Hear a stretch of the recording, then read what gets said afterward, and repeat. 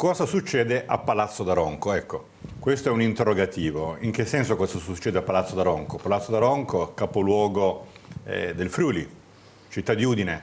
Da tempo il centro-sinistra continua a governare questa città. Eppure si era sempre pensato che Udine fosse una città moderata, una città democristiana. Ma i fatti non hanno dato ragione a quest'idea. Ora, dopo delle 2 amministrazioni di Sergio Ceccotti, c'è stata un'amministrazione Onsel, una seconda amministrazione Onsel e ci stiamo preparando verso, mancano ancora 2 anni, forse, non è detto, qualcuno dice si voterà prima a livello nazionale, quindi a livello regionale, quindi a catena a livello comunale, ma stiamo iniziando a cercare di capire quale può essere una nuova geografia politica. Certo è che oggi nel PD, che ha di fatto una giunta monocolore, quella di Onsel, con delle piccole variazioni tematiche e civiche, sono tutti renziani, ma possono essere tutti renziani realmente dei militanti e dei cittadini di una sinistra un po' più ampia. Esiste un centrodestra a Udine o sono solamente civiche? La Lega Nord è destinata a crescere tantissimo, potrebbe ritornare un esperimento alla Sergio Ceccotti con una Lega Nord alleata con una frangia civica? Beh, cerchiamo di capire durante questa trasmissione. Intanto presento rapidamente gli ospiti, a partire dalla mia estrema sinistra in tutti i sensi, quindi l'avvocato Andrea Sandra di SEL. Buonasera. Quindi Paolo Pizzocaro, Identità Civica, Buonasera. che è l'unica realtà di centrodestra presente questa sera in studio. Andrea Castiglione, segretario regionale del Partito Socialista e appartenente al gruppo consigliare come indipendente del Partito Democratico. Buonasera. L'architetto Mario Barel del Partito Democratico. Buonasera. E Osama Aziz, un volto ormai noto del Partito Democratico anche lui. Buonasera. Bene, allora io partirei direttamente da Andrea Sandra. Sandra, Udine è una città di sinistra o di centrosinistra dal suo osservatorio e secondo le sue speranze? Ma intanto noi siamo quella piccola variante che è stata descritta in apertura, no? Non civica, ma di partito, ma comunque certamente piccola variante. Io non lo so, francamente, la città credo che abbia una maturità tale da non fossilizzarsi in un orientamento preciso e, come dire, tradizionale. Il centro-sinistra ha governato, a mio modo di vedere ha governato anche nel periodo Ceccotti e quindi insomma credo che sia una buona amministrazione. Ceccotti, presidente della giunta della Lega Nord. Sì, sì, ma quel Ceccotti che ha fatto il sindaco quando almeno ho vissuto io a Udine, il periodo di sua amministrazione, era un'amministrazione sicuramente, come dire, nei contenuti molto, molto assimilabile al centro-sinistra. La giunta Onsel ha lavorato bene nel primo mandato, sta lavorando bene adesso anche grazie al nostro incessante contributo. E quindi io credo e spero e immagino che la prossima volta si continui su questa direzione. Pizzocaro, centrodestra. Centrodestra invece sembra abbia una sfortuna pazzesca in questa città, ovvero sono credo 20 anni che continua a perdere, 20 anni che stenta a individuare un candidato sindaco fino agli ultimi giorni e tuttora, voglio dire, in teoria per esperienza bisognerebbe, a mio avviso, iniziare a pensare quale potrebbe essere un candidato alternativo da proporre per la guida della città.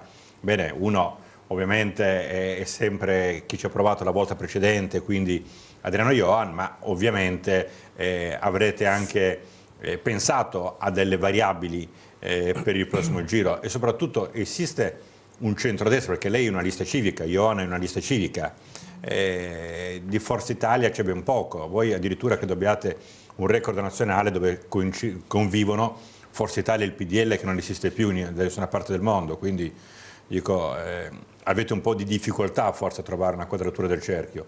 Cosa succede nel centrodestra udinese?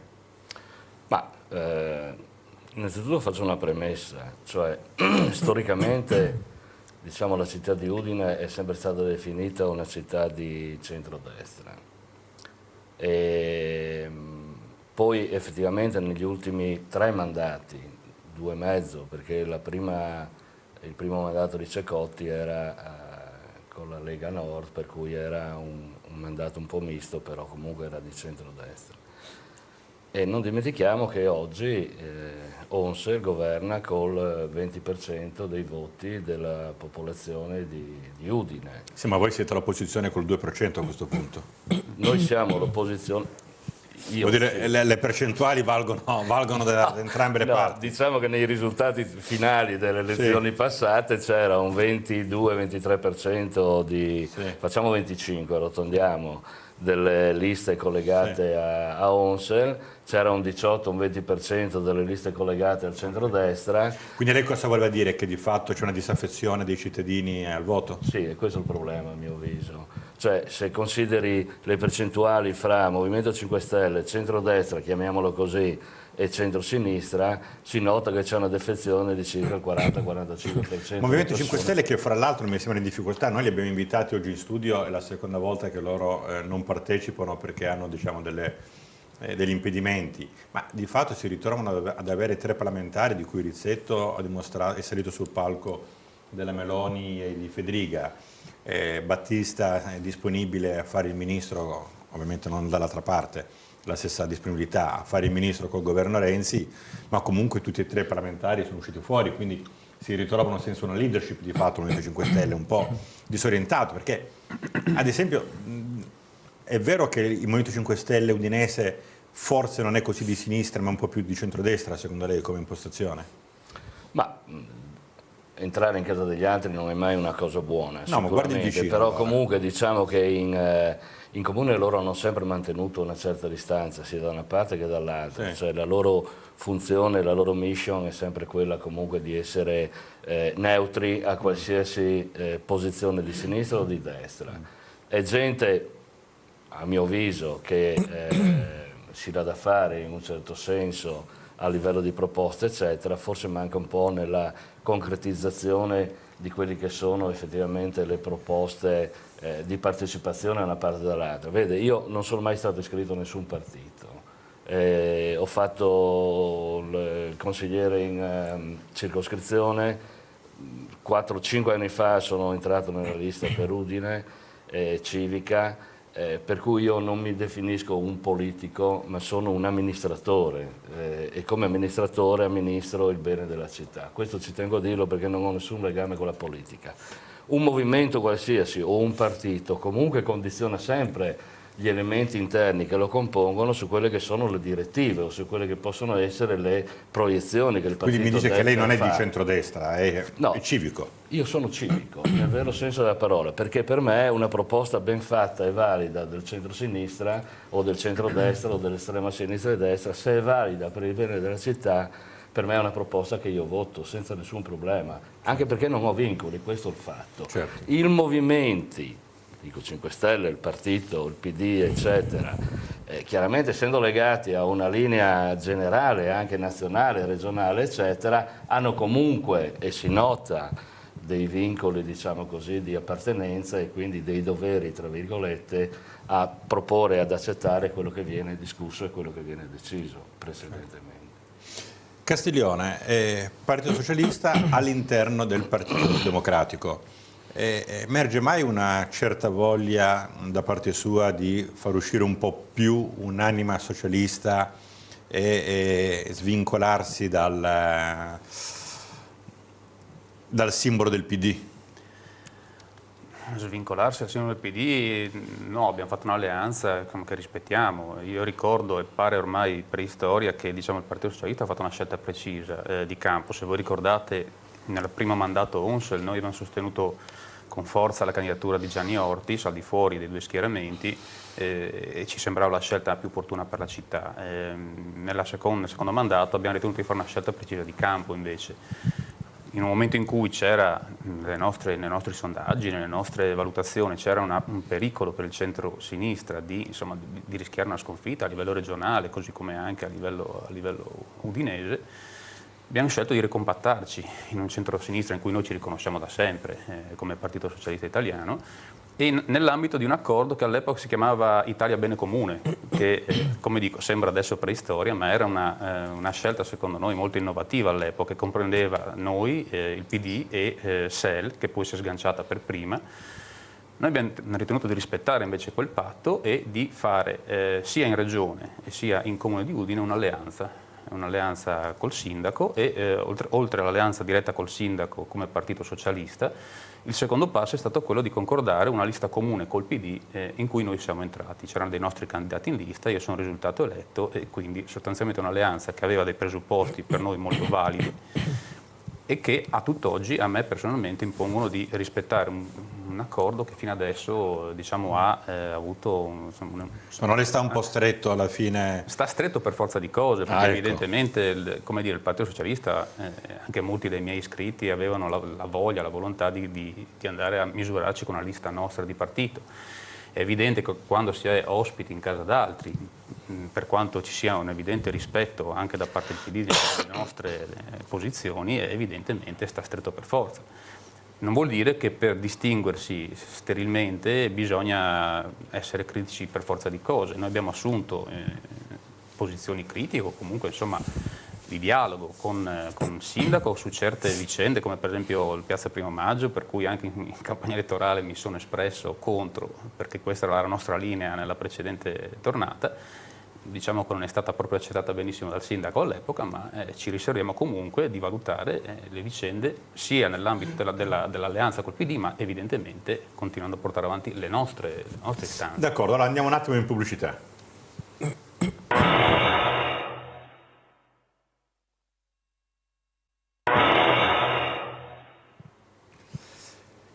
Proseguiamo quindi la presentazione degli ospiti con l'architetto Mario Barel. Mario Barel, Partito Democratico. Partito Democratico, lei è quindi un renziano come tutti gli iscritti del Partito Democratico oppure fa parte di qualche componente nazionale come quello Martinis e Concivati o non lo so?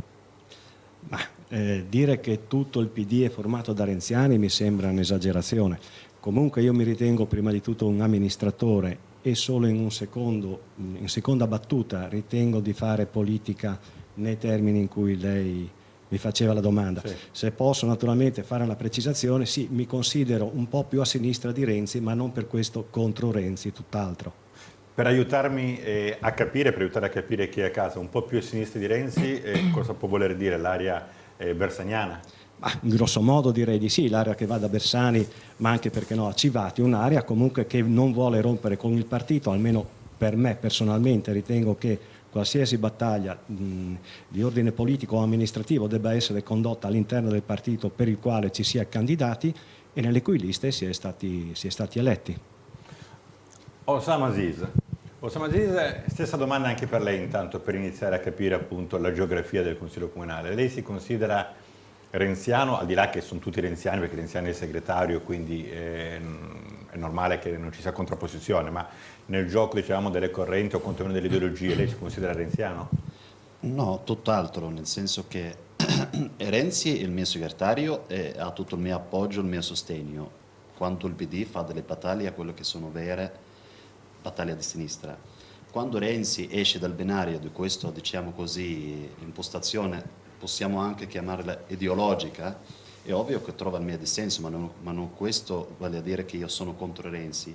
Io sono per una battaglia, come diceva anche il collega Barel prima, all'interno del partito. Quindi anche lei è più su una posizione più bersaniana? Io ero bersaniano e ho sostenuto la candidatura di Pierluigi Bersani in quell'epoca congressuale, che è uscito anche vincitore delle primarie e ha costruito quella pagina sembra storica di 10 anni fa, quella che ricordava il collega Castiglione prima, ma non sono passati più di 2 anni fa, e l'Italia Bene Comune. Questo è il recinto di azione del Partito Democratico. Poi, per l'amor di Dio, sappiamo benissimo le dinamiche che hanno portato al PD a cambiare 2 governi e arrivare con Renzi, però io mi ritengo faccio parte della componente sinistra del Partito Democratico, quella non l'estrema sinistra, ma la sinistra del PD.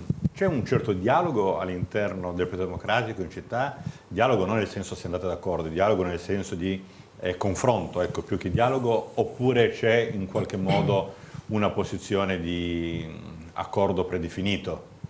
Ma guardi, io le dissi non lontano di 2 mesi fa, io apprezzo il PD regionale e il PD cittadino, come viene fatto anche provinciale, nel senso c'è un ampio margine di discussione, di confronto interno al partito e di consultazione interna, quindi parto dalla segretaria regionale Antonella Green per arrivare a Massimiliano Pozzo, segretario provinciale, e in città in primis Enrico Leoncino, una bravissima persona, una persona molto equilibrata che fa da segretario cittadino, quindi all'interno del PD io dissi una volta, insomma, magari avessimo le stesse condizioni a livello nazionale, dove vengano rispettate le opinioni dei componenti del Partito Democratico senza essere definiti goffi o quelle che non vogliono il bene del partito o il frenatore o con delle appellative, insomma, che sono, a mio modo di vedere, hanno soltanto come obiettivo quello di non far discutere dei contenuti della proposta che uno fa, ma di azzettire le persone che parlano. Ah, perché tu non vuoi il bene dell'Italia, ma ci mancherebbe altro che non vorrei il bene dell'Italia. Eppure ci sono certe posizioni di carattere più ideologico, penso al caso Englaro, penso al testamento biologico, penso alle unioni di fatto che hanno diviso abbastanza il PD. Mi pare che l'unica ad aver avuto il coraggio pubblicamente di uscire allo scoperto sia stata la consigliera Burtolo, nel dire io da cattolica mi dissocio da alcune posizioni più laiche. Però sicuramente lo stesso Leoncini, insomma, non ha mai fatto mistero di appartenere a una componente molto cattolica. Però Marco, stiamo parlando di temi etici, sì, stiamo parlando di temi che dividono la società in sé, non soltanto i partiti. Noi siamo dei cittadini, siamo degli esseri umani e quando si tratta della convinzione o di roba che toccano le fede personale di ciascuno di noi o magari le convinzioni etiche, da natura etica, è ovvio che la società stessa è divisa su argomenti, ma queste sono opinioni, non sono ideologia.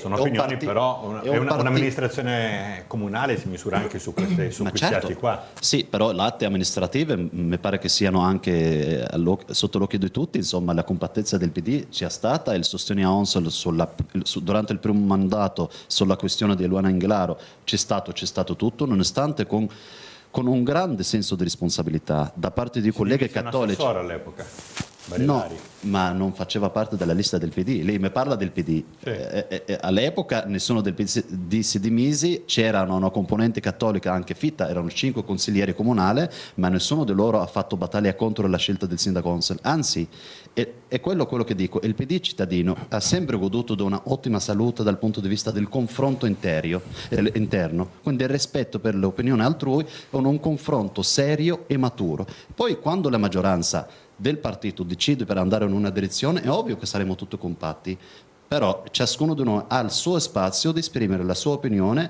anche il suo dissenso o magari trovare delle proposte migliorative o magari frenare certe scelte che secondo noi, alcune di noi, le vediamo una spinta verso destra, però nel caso Udinese non è mai successo, anzi. Barella, lei che è di sinistra, o meglio, che è di un centro-sinistra più sbilanciato a sinistra, diciamo, no? Adesso bisogna fare queste precisazioni in qualche modo. Che impressione ha avuto nel vedere l'assessore Pirone che apparteneva a SEL e oggi far parte insieme a un altro consigliere comunale di cui chiedo scusa, non mi ricordo come si chiama, scusami. Cecon, Massimo. Cecon, confluire nella lista e innovare con Onsel?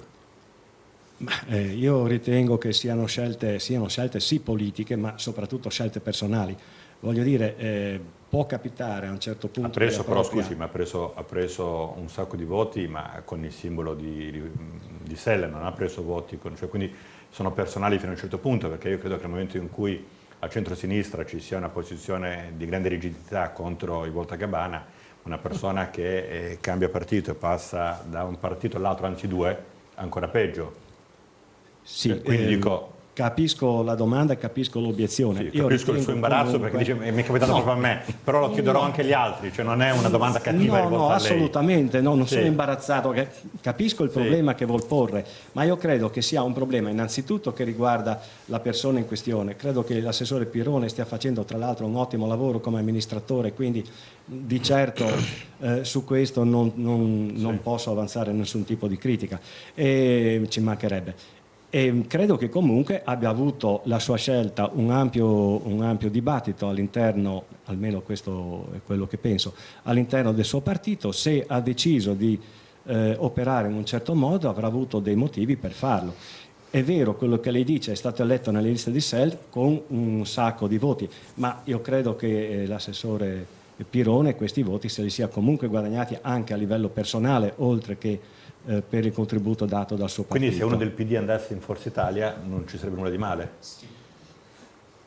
Credo che la discussione sarebbe piuttosto violenta, ecco. però, ma la discussione è discussione.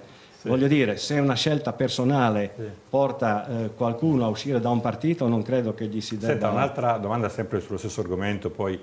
Lei ritiene che a questo punto la Giunta sia, fra virgolette, orfana di una componente politica? Cioè per mantenere un equilibrio all'interno della Giunta dovrebbe esserci comunque una presenza di SEL, quindi dare spazio a SEL o con un 10° assessore oppure con un qualche rimpasto, oppure pensa che comunque sia non si ritrovi penalizzato un partito che è stato decisivo nella vittoria delle amministrazioni? SEL è stato decisivo effettivamente nell'arrivare al successo di Onsel, però come le dicevo prima, le rivendicazioni, se tali sono di SEL, sono le rivendicazioni di SEL e dal mio punto di vista gli assessori sono di nomina del sindaco, sarà il sindaco ad assumere decisioni dopo aver consultato i partiti che compongono la sua maggioranza. Andrea Castiglione, stessa domanda per lei. Lei comunque è un segretario regionale di un partito, il Partito Socialista, che seppur piccolo è un partito comunque che ha una sua storia ma soprattutto una grande esperienza. Lei pensa che in qualche modo ci sia un'assenza del Partito Socialista e di SEL da questa giunta? Allora, parto da una premessa. Il Partito Socialista diciamo un'esperienza di saccheggiamento. Non usi questa espressione perché no, ma subito. Me le chiama le battute, no? Capito? Prendo la battuta, diciamo subito, nel senso che tantissimi nostri iscritti diciamo hanno trovato come dire albergo in altri partiti. Poi so che lei non mi querela, quindi mi permetto, sì. La difendo io dopo. Grazie. No, il problema qua adesso è evidente. Qui c'è un principio che è fondamentale, che è quello per cui l'eletto non ha mai vincolo di mandato, no? Che è anche corretto perché l'eletto deve avere comunque la sua indipendenza. Sì. Certamente si pone il problema che insomma, un eletto viene eletto anche perché fa parte di una coalizione, di un partito. C'è anche il problema, scusa se interrompo, che comunque la Giunta ha una funzione anche politica, non è che la Giunta sia solo tecnica. Ovviamente sì. Il problema evidentemente, io ho posto anche in passato la questione, nel senso che io avevo fatto a suo tempo proposta in cui credo, per cui se c'è un amministratore che deve cambiare bandiera, la cambi ripresentandosi agli elettori, no? Questa era una vecchia idea molto ingenua. Altrettanto ingenua è l'idea mia per cui diciamo, un sindaco dovrebbe scegliersi una giunta in base alle capacità, perché la giunta è qualificante rispetto all'attività amministrativa di un sindaco e quindi andrebbe scelta fra persone che in qualche maniera hanno una competenza tecnica. Invece Onsel ha scelto il criterio pur sempre valido della diciamo, la giunta, no? Quindi che ha preso più voti. Sia stata mal scelta, però il criterio è quello, il criterio è quello per cui tanto ha preso la lista, tanti spazi. Però la domanda era un'altra, cioè ci dovrebbe essere una rappresentanza anche politica in giunta e quindi anche di SEL, SEL soprattutto vuol dire. Questo è lo stato delle cose, nel senso che ovviamente funziona così, c'è poco da fare. Per cui nel momento in cui SEL ha questo incidente di percorso, per cui un suo assessore si chiama fuori per motivi che noi non dobbiamo sindacare evidentemente, sono motivi interni di partito, c'è una questione di mancata rappresentanza in giunta, dopodiché evidentemente è un problema, credo, fra SEL e il sindaco di vedere se colmare, perché c'è ancora aperta la questione del 10° assessorato, che fin tanto che non c'è la modifica statutaria rimane aperto. Ma perché non c'è il 10° assessore? Perché al momento il posto è vacante, non dovrebbe essere a termine di statuto e c'è il progetto del sindaco di portare, come ricordavamo anche in un'altra trasmissione, la giunta a 7 posti, che era una delle battaglie, diciamo... Ma è sempre stato di 9 No, diciamo che bene o male adesso deve riempire comunque un 10°, ma le dico la questione, secondo me, di riempirlo o meno con un rappresentante di SEL, così come la questione anche del Partito Socialista. Proprio per il fatto che diciamo, le scelte avvengono anche per peso politico e peso elettorale, peso di voti, è evidente che in questa fase il Partito Socialista credo che prenda per buono il fatto di non avere grandi speranze di entrarci, ecco, voglio dire. Insomma, Pizzocaro, del suo osservatorio la giunta Onsel, però le chiedo fra un attimo perché mi fanno segno della regia e dobbiamo andare un attimo in pubblicità, quindi pubblicità.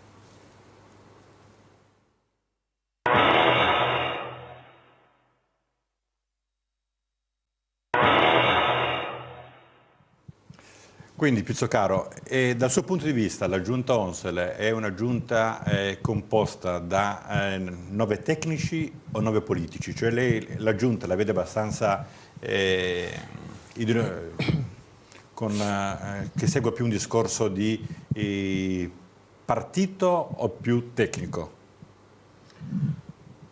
Ma diciamo che voglio riprendere un attimo il discorso. Cioè lei pensa mai quando parla con qualcuno della giunta guarda questo comunista dentro di lei oppure dice questo tecnico non mi convince? Qual è la sua percezione? Ma a mio avviso è prettamente politica questo. È politica? Sì, però volevo ritornare indietro un attimo. Anche perché molti per essere tecnici dovrebbero avere avvocato la competenza del tecnico, invece non hanno la competenza del tecnico, certo. Quindi diciamo che è necessariamente politica. La differenza tra la giunta precedente, dove avevamo dei nomi e delle persone che effettivamente avevano competenza, dico Malisani, dico Corrattini, dico Martinez, dico cosa eccetera, e l'attuale giunta che abbiamo sempre criticato fin dall'inizio, ok? C'è una diversità. Con chi è più critico lei di questa giunta? Ma non è questione di critico di giunta, io non ce l'ho con nessuno. No, non con chi ce l'ha, con chi è più critico. In che senso più critico? Come assessorato, cioè qual è l'assessorato con cui voi come opposizione siete più critici? Cioè qual è l'assessorato che in qualche modo è più argomento di mozione, interrogazione? Guardiamo in generale un po' tutto quello che è il lavoro del gruppo e della giunta stessa, che per noi è assolutamente insufficiente. Però, ripeto... Non mi fa un nome di un assessore che è proprio da... Ma non è il caso, anche perché si sa, insomma, la mia opinione qual è su parecchi di questi assessori, quindi non è il caso proprio di andare a rinvagare. È un fatto personale, nulla di personale nei confronti, ma è un fatto personale. È un fatto personale, nulla di personale. No, con la persona, sì. Ma è un fatto, diciamo così, personale sulla valutazione di quello che è il lavoro che uno compete. Volevo tornare indietro prima, nel senso che anch'io sono d'accordo con Castiglione, cioè per me se un esponente viene eletto da un partito, da una coalizione, eccetera, nel momento stesso in cui non si trova più coerente con quel tipo di cosa, dovrebbe dimettersi.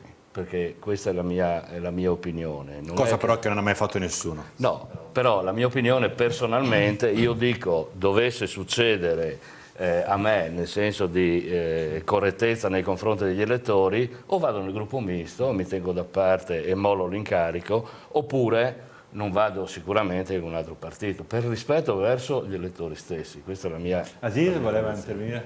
No, sull'argomento, allora, innanzitutto...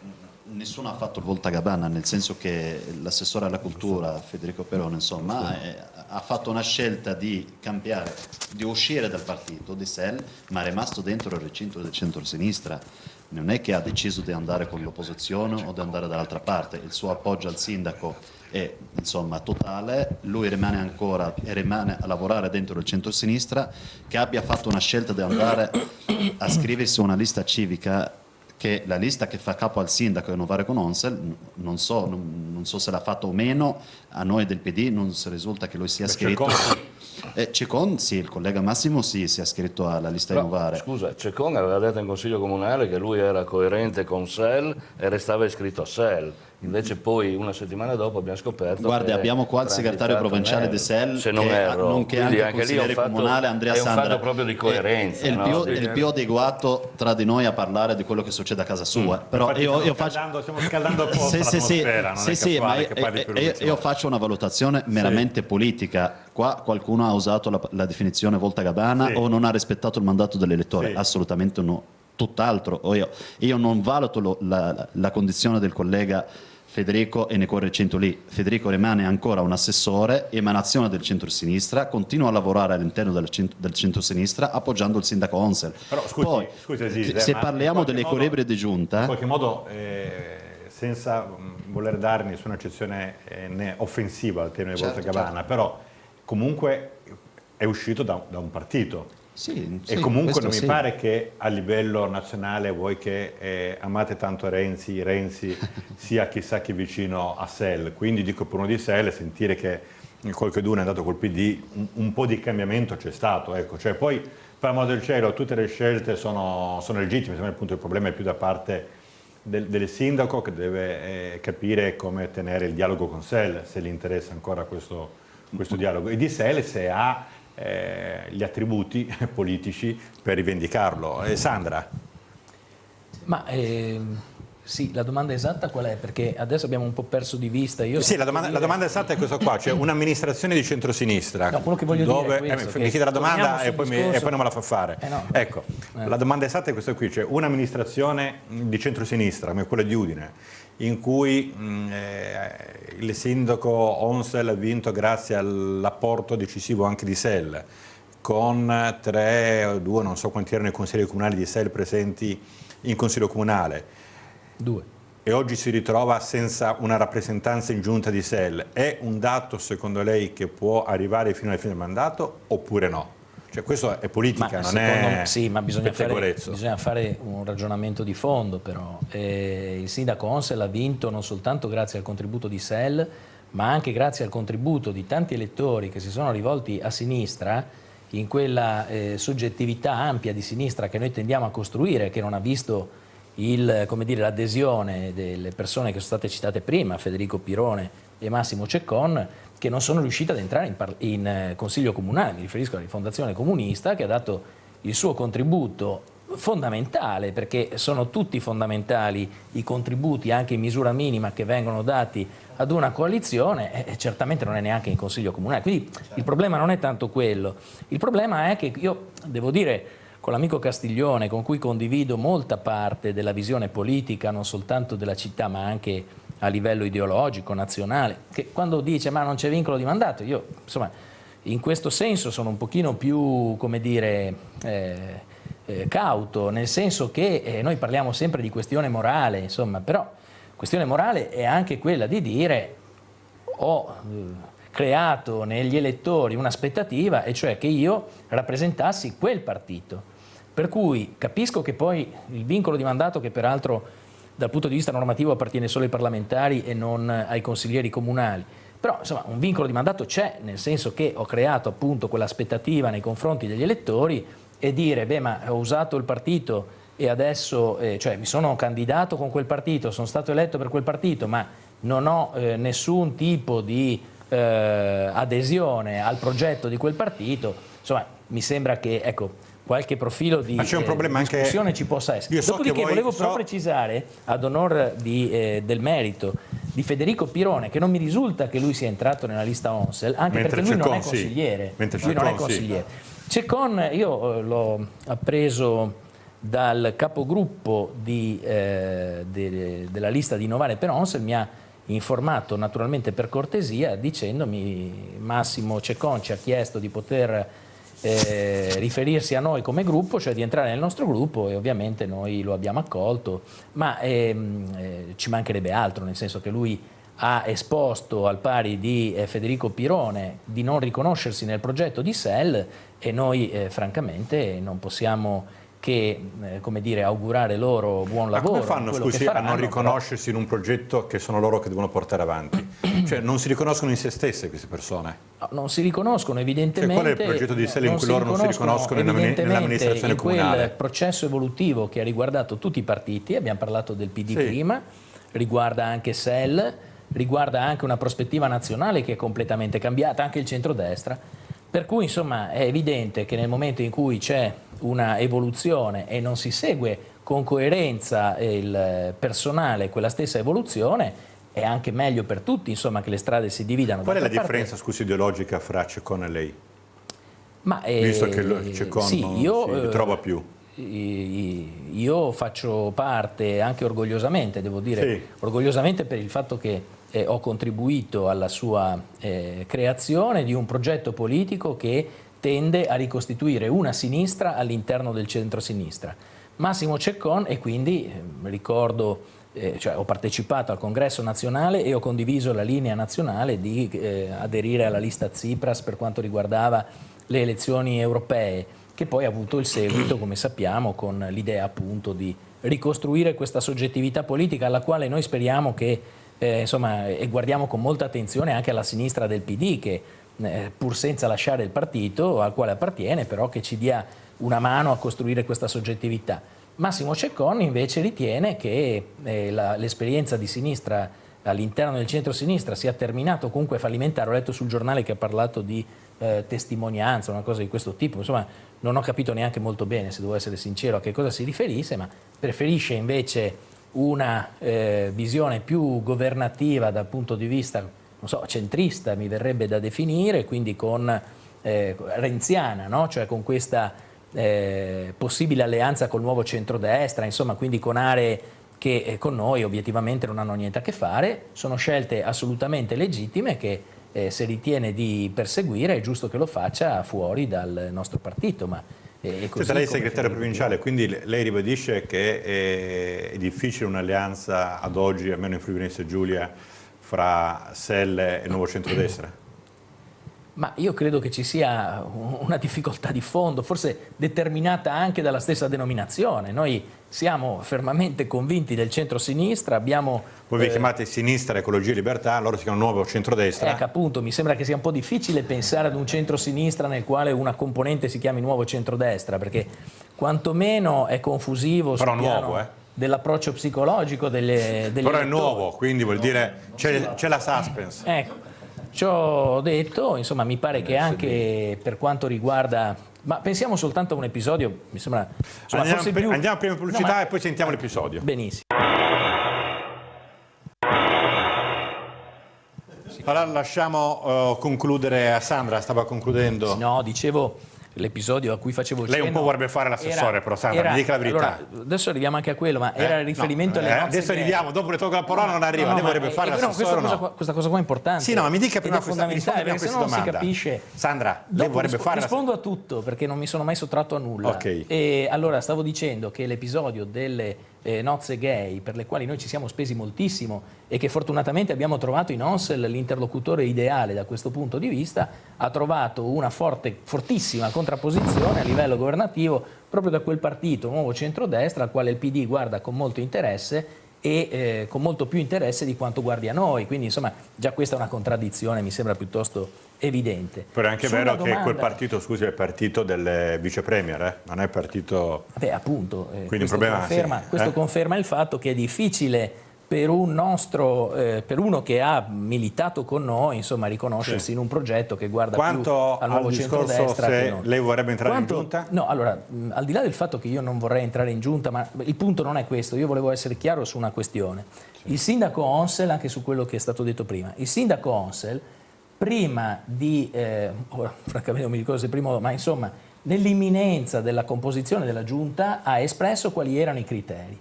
Potevamo accettarli o contraddirli, li abbiamo accettati, abbiamo condiviso la scelta, può essere più o meno buona, ma comunque l'abbiamo condivisa e accettata e lui ha fatto una scelta, cioè ha nominato i suoi assessori sulla base di quei criteri che ci aveva correttamente illustrato prima. Quindi questi sono ancora validi, mi pare di capire, quando il sindaco e se il sindaco dovesse decidere di modificare in qualche modo la composizione, certamente credo che informerà tutti e ci dirà quali sono le sue intenzioni. Ma ad oggi la situazione è questa. Devo dire che SEL non rivendica nulla, perché io sento parlare di rivendicazioni. Sandra, quali erano i criteri? I criteri erano riferiti al metodo DONT e quindi un complesso calcolo percentuale e al numero di preferenze ottenute nelle elezioni.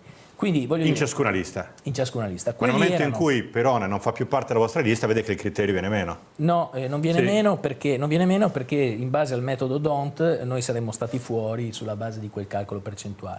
Per cui, ma al di là di questo, il problema non è il punto, il problema è che, vorrei essere molto chiaro su questo, anche perché qualcuno ha fatto delle illazioni molto antipatiche sul giornale nei confronti delle quali non abbiamo replicato anche un po' per, insomma, diciamo, se mi sia consentito, insomma, una certa superiorità, visto che noi ne facevamo un ragionamento politico e non personale. Ma ecco, SEL non rivendica nulla perché innanzitutto non ha nulla da rivendicare e in secondo luogo perché è interessato ad altro ed è interessato al fatto che il programma che ha sottoscritto per l'elezione del sindaco Onsel venga attuato. Io personalmente, certamente non come persona, ma come rappresentante del partito di SEL, ha anche espresso critiche, l'ha fatto in maniera, a mio modo di vedere, molto opportuna, perché ha dato vita ad un dibattito cittadino di cui se ne sentiva onestamente la necessità, criticando alcune scelte dell'amministrazione della giunta di Onsel che si discostavano da questo programma,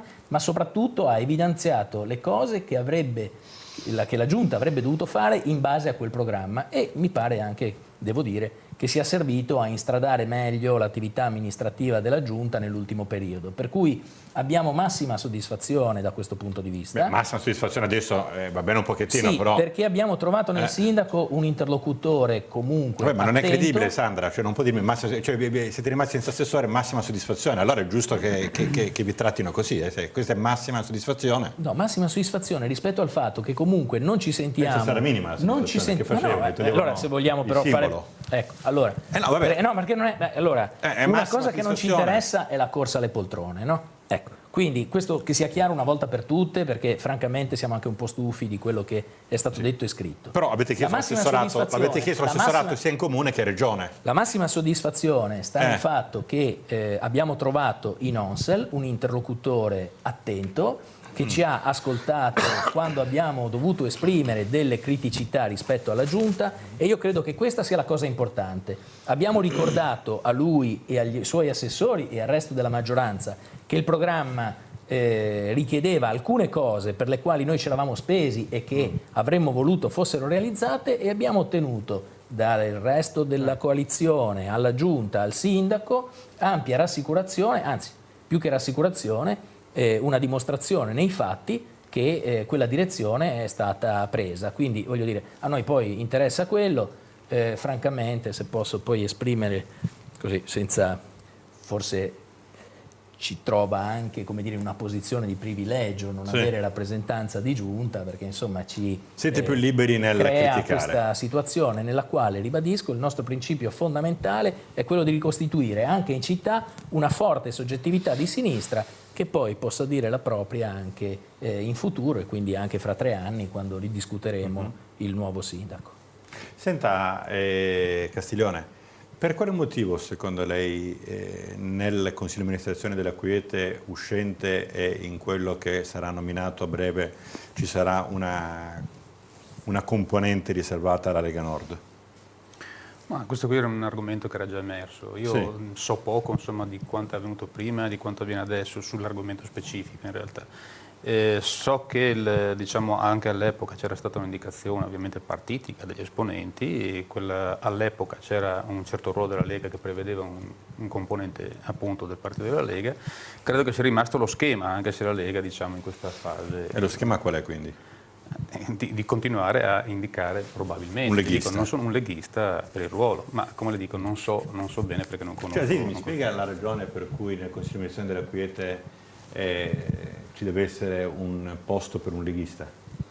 Ma io non ne credo che sia un posto riservato a un leghista. Io credo di sì, perché al momento è uno della Lega e succederà un altro della Lega. Non so chi fa la verifica, non so chi va a chiedere i nomi. Se l'intento di questa nomina sia un posto riservato o diciamo così, riservato alla minoranza, è giusto che sta tutta la componente della minoranza, quindi è tutto il centrodestra, e la Lega fa parte di quella coalizione. Che però è il partito più piccolo, per cui in teoria... In teoria dovrebbe avere meno peso di quello che le viene dato. Onestamente non sono a conoscenza di questo fatto come il collega Castiglione. Poi tra l'altro sappiamo benissimo che le indicazioni del CDA come avvengano, come fatti, quindi è un argomento che non mi appassiona e non vorrei neanche saperne. E trovo però inopportuno di affidare al minor partito all'interno del centrodestra una rappresentanza dentro il CDA della Quiete. Lei se dobbiamo finisco velocemente, se dobbiamo garantire una rappresentanza della minoranza, la minoranza va consultata tutta e viene chiesto a loro di indicare un nome che la rappresenta, non rappresenta soltanto una componente minoritaria dentro la minoranza. Esatto. Questa è l'opportunità che... Esatto. Barel?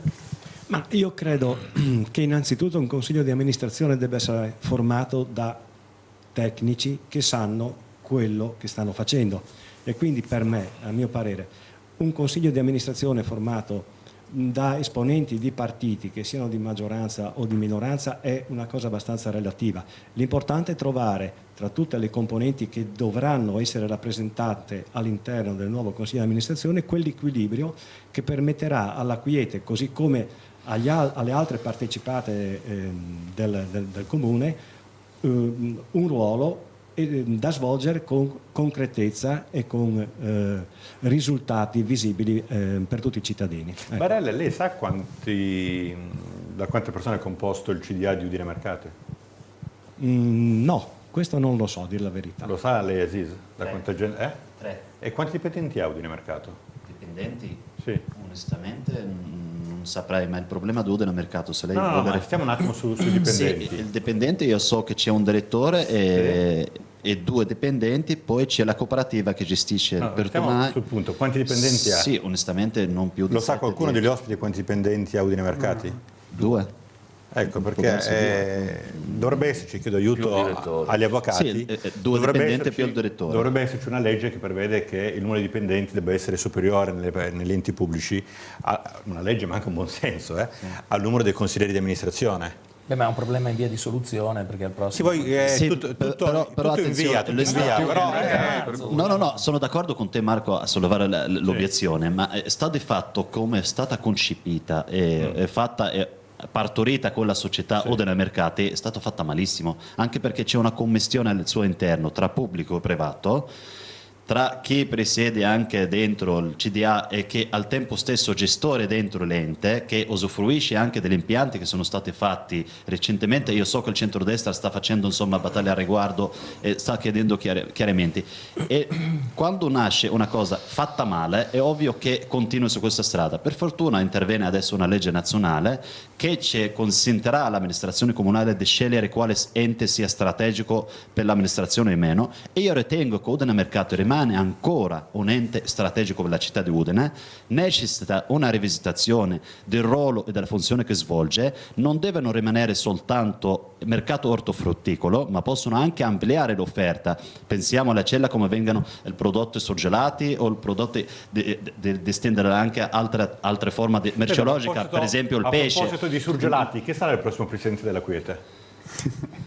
Onestamente, ti ripeto Marco, tutta la questione delle partecipate vengono gestite a livello capogruppo e segretario cittadino. Cioè lei mi sta dicendo che quindi voi consiglieri comunali non partecipate per nulla al dibattito, sono scelte prese da solamente... Allora, per essere schietto e sincero, non ho nulla da nascondere. Siamo stati consultati, il capogruppo ha preso l'impegno di dire quando ci saranno delle nomine porterò la curricula dentro il gruppo del PD e vedrò esattamente come saranno indicati i nomi. L'abbiamo seguito questo percorso per l'indicazione del CDA della Fondazione Morpor Govman, e sono state indicate delle persone serie, competenti e brave a portare quella fondazione lì a continuare a svolgere il suo lavoro. Mi auguro e mi aspetto e sono convinto che il capogruppo seguirà questo discorso, però sappiamo benissimo che i partiti hanno fino a un certo punto certa influenza, perché chi fa la nomina dentro il CDA è il sindaco, in quanto una nomina fiduciaria sua, che può essere anche in contrasto con il partito che li indicano, però certo peso ha il PD perché ha 14 consiglieri comunali. Però Onse viene accusato invece che sulle nomine politiche delega troppo ai partiti e segue poco lui. Andiamo in pubblicità. Immagino che il sindaco ha tanta altra roba di cui preoccuparsi, però essendo la nomina fiduciaria sua...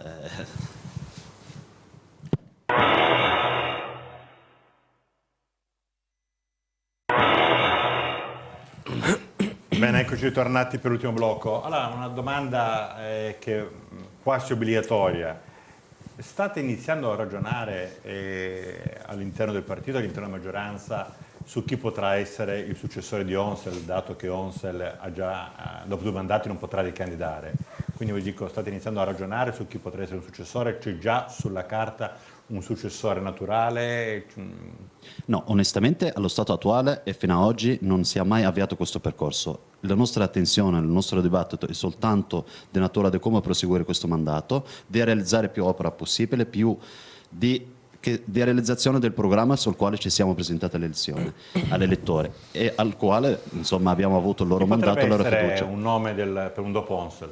Ma guardi, onestamente, se le chiede a me, io sarei per un candidato all'interno del Partito Democratico che conosca bene la città. Sì. Però se le chiede a me, sappiamo benissimo che così avviene, non è mai avvenuto così negli ultimi 20 anni. Il centro-sinistra ha sempre guardato con attenzione dei personaggi che siano molto bravi, competenti, riconosciuti e riconoscibili dal territorio come persona affidabile per dare il compito del sindaco. Ovviamente non può essere soltanto emanazione del Partito Democratico, e rimango dentro quel recinto del centro-sinistra, l'Italia bene comune, questo al quale... Senta, girano dobbiamo tre reagire. nomi, Maio, Giacomello, Martinez. Fra quei tre lei chi vedrebbe più? Sono tre nomi degni di svolgere il ruolo, e credo però se dovessimo arrivare a una scelta all'interno del PD, lo strumento delle primarie sia quello più indicativo. Primarie di coalizione.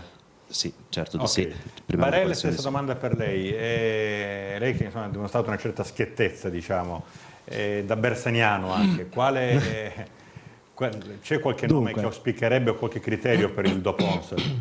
Dunque, nomi non intendo farne, anche perché non ho le idee chiare su quale nome potrebbe guidare la nostra città. Però posso indicare alcune cose di metodo. Sì. Io credo, come ha detto anche Sam, che innanzitutto debba essere una scelta che scaturisce dalle primarie da sviluppare prima all'interno del nostro partito per trovare un nostro candidato, perché è inutile che ce lo nascondiamo. Il PD credo che abbia la vocazione di esprimere un nome per la prossima candidatura, e naturalmente poi un dibattito che si dovrà allargare alle componenti che vorranno sostenere il nuovo sindaco insieme. Quindi delle primarie al di PD. coalizione fra il nome indicato dal PD ed eventuali altri nomi indicati da altri. Io credo che questa sia la strada da percorrere. Naturalmente potrebbe essere individuata una strada diversa, che però dovrebbe comunque nascere da un dibattito all'interno del nostro partito e da un confronto con le altre forze che vorranno concorrere con il nostro partito alla scelta di un nome che sia vincente, che sia espressione della città, che rappresenti soprattutto la maggioranza dei cittadini e, perché no, che possa essere anche una donna. Finora abbiamo parlato lei ha fatto dei candidati, sì, nomi di candidati uomini. Io non intendo fare nomi di candidati donna, ma credo che debba essere presa in considerazione anche questa possibilità. La Santoro, quindi? No, non necessariamente, ma ci sono nomi altrettanto validi. Ci sono anche altre donne, certo. Castiglione, stessa domanda per lei. Il dopo Onsel cosa accadrà?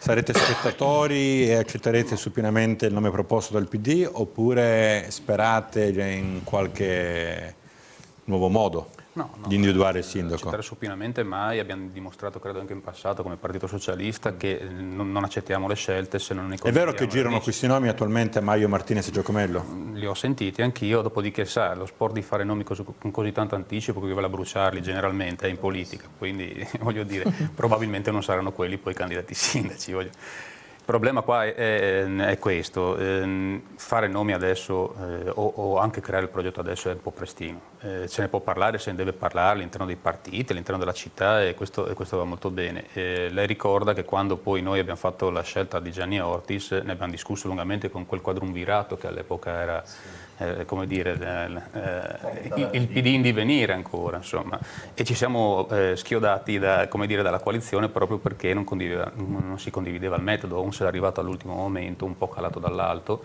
così come gli altri nomi che si proponevano erano nomi calati dall'alto. Non ci siamo stati, abbiamo fatto una scelta diversa che, insomma, i cui esiti conosciamo. Il problema quindi anche per me non è di nomi adesso, il problema è di metodo, è di progetto. Perché qui il centro-sinistra sta seguendo un progetto preciso, che è quello di Onsel, che anche noi abbiamo condiviso con l'Alleanza, insomma, in grandissima parte. Si tratta di coltivare, di cercare un progetto per ritrovare una vocazione di questa città, di riuscire a trovare veramente un progetto su cui si possa costruire poi sia una coalizione e poi il nome viene da sé. Sul nome che venga dal PD, io l'ho già detto in altre occasioni, no, nel senso che non deve essere per forza di cose il nome del PD. Io auspico anzi che ci siano nomi nostri, di altre forze politiche, ma però anche dice che un nome fatto molto tempo prima viene bruciato. Io non sono d'accordissimo, nel senso che ormai sono molti gli esempi in cui invece delle candidature vengono costruite 5 anni prima, perché purtroppo per il centrodestra, vuol dire, il motivo forse di tante sconfitte è stato sempre quello di aver individuato il nome troppo tardi, quindi mai avuto il tempo di fare un'adeguata campagna. di tradizione. Appunto. La tempistica è un'arte, questo è un dato di fatto. Sì. Ecco, deve essere secondo me un nome che può venire certamente anche da dalla cosiddetta società civile, quindi non deve essere per forza un nome di partito. Credo che le primarie di coalizione possono essere uno strumento idoneo per tutti noi per avere una candidatura che sia veramente condivisa senza che vengano fuori dei problemi che in passato sono venuti. Pizzocaro, potrebbe succedere qualcosa per cui in questo movimentismo politico che c'è oggi, in questo patto del Nazareno che ormai viene dato per assodato, addirittura a Caltanissetta, mi sembra in Sicilia, c'è stata un'alleanza ufficiale fra il Partito Democratico e Forza Italia contro Caltanissetta, contro la Lega Nord, che poi si chiama Noi con Salvini, però diciamo si siano alleati per battere la Lega Nord a Caltanissetta, è fantastico. E lei, secondo lei sarebbe possibile che una certa componente civica, dove anche oggi milita lei, possa trovare un dialogo in questi 3 anni con il Partito Democratico o con le forze più moderate del centro-sinistra? Ma direi che tutto è possibile, perché nella vita bisogna seguire, navigare a vista e quindi trovare sempre le soluzioni e le rotte più corrette. Credo che questa scelta potrebbe ricadere, per quanto riguarda le liste civiche, non tanto per politica presa a livello nazionale o regionale, eccetera, ma quanto per persone indicate a dover operare nel settore, parlo a livello comunale, nel comune stesso. Per cui noi siamo aperti a tutto, abbiamo un nostro candidato che è Adriano Ioan. Se poi nella coalizione o nelle future coalizioni emergerà un nome tale per cui la scelta anche nostra può ricadere su un altro candidato, noi siamo aperti a tutti, anche perché, ripeto, oggi bisogna pensare al bene della città.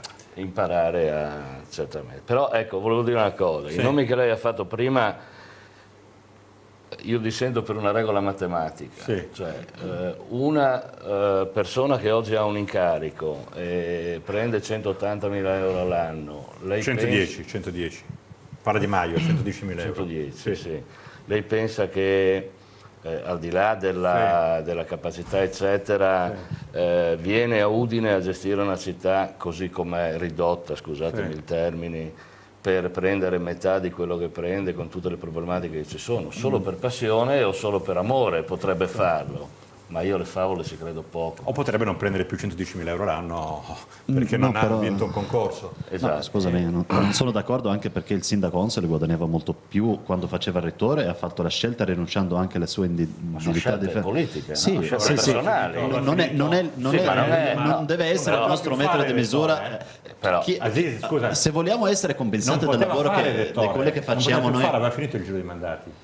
No, ma aveva ancora 3 anni insomma da finire il mandato da rettore, quindi attenzione, non è che ha rinunciato con largo anticipo al suo mandato, però voglio dire che le persone che sentano questo dovere, un richiamo della società civile a impegnarsi, non è questo per dire che io appoggerò la candidatura di Agostino Maio, non so se mi spiego, io sono aperto a appoggiare la candidatura che il mio partito individuerà unanimemente, però dico, dice se che è l'obiettivo a gratis, ma guardi, ne abbiamo parecchi di esempi, nulla a che fare con Agostino la persona, si è candidato in città, ha fatto il vice sindaco della città di Udine e poi ha ricevuto questo incarico. Credo che quello che l'abbia insomma allietato più è di essere vicino alla presidente Serracchiani nella funzione che lei ha come presidente. Però ha lasciato Onsel da solo, ragazzi. Ma Onsel ha ancora 14 consiglieri comunali del PD, ha 4 assessori e il rapporto con anche Pirone e ho detto prima che la giunta io a differenza che se no non riesce a finire questo. Ho detto prima che la giunta passata è diversa dalla giunta attuale. Il centro-sinistra, a differenza del centro-destra, per fortuna abbiamo una casa più grande che si chiama il PD e ci siamo più di una persona, ok? Quindi avete un casone. Sandra, un casino. stessa domanda finale per lei, cioè il prossimo amministrativo innanzitutto. Lei dice già ci saranno dei paletti, quindi se dovesse essere aperto... I paletti sono sempre gli stessi. Cioè se dovesse essere aperto... no, i partiti cambiano, i paletti cambiano. No, nel senso che costruiremo un programma insieme, o perlomeno noi ci confronteremo al nostro interno per individuare un programma che poi confronteremo con altre forze politiche. Evidentemente si cerca di dare una continuità all'attuale assetto, fin dove è possibile. È chiaro che se ci sono alleanze, come dicevo prima, del PD con forze del centrodestra, questo si nega da sé. Mi pare che non ci sia un candidato naturale, questo si possa dire, e che quindi lo strumento delle primarie, io non le apprezzo particolarmente, ma credo che il mio partito invece sì, e quindi credo che in una situazione nella quale ci troviamo saranno, come dire, gioco forza e quello il metodo che verrà seguito per individuare il candidato migliore. Per noi quello migliore sarà quello che più degli altri ci garantirà la serietà relativamente al rispetto delle istanze di ciascuno dei partecipanti e al programma che avremo condiviso. Per il resto poi devo dire i nomi che sono stati fatti, tutte persone validi, mi sembra che siano anche vicini di età, quindi insomma una generazione che ci piace, a me personalmente, visto che faccio parte di quella generazione, persone con capacità politiche già ampiamente comprovate e anche amministrative già ampiamente comprovate. Io, a differenza di Pizzoccaro, ma questo non è certamente un merito mio o un demerito suo, ho ancora molta fiducia nel fatto che le persone possano sentire l'afflato del servizio nei confronti della cittadinanza e quindi insomma non ne facciano una questione speculativa. Mi sembra anche un pochino, permettimi, insomma anche un pochino volgare pensare che l'accettazione a una candidatura così importante, perché insomma fare il sindaco di una città importante come Udine è un motivo così come di si è lasciato un vanto, incarico per andare da una parte, credo che così insomma si non può sia ritornare, determinata, cioè, soprattutto conoscendo è una mia opinione. Sì, conoscendo soprattutto la persona. Senta, lei ha una visione molto romantica, Sandra, però mi sembra che uno dei motivi per cui alla fine voi avete rotto con Pirone e con Pustetto è perché nessuno dei due versava la quota al partito, Ma questa è una conseguenza. Non minimizzi le cose, non è minimale. 2000 non è minimale Pustetto, non è affatto minimale, perché appartenere a un gruppo e il denaro è un demone che anche a sinistra vi erode dall'interno, e con questa morale quasi dantesca ci diamo appuntamento la settimana prossima. Ringrazio Andrea Sandra di SEL, Paolo Pizzoccaro del lista in identità civica, Andrea Castiglione, Partito Socialista, grazie. Mario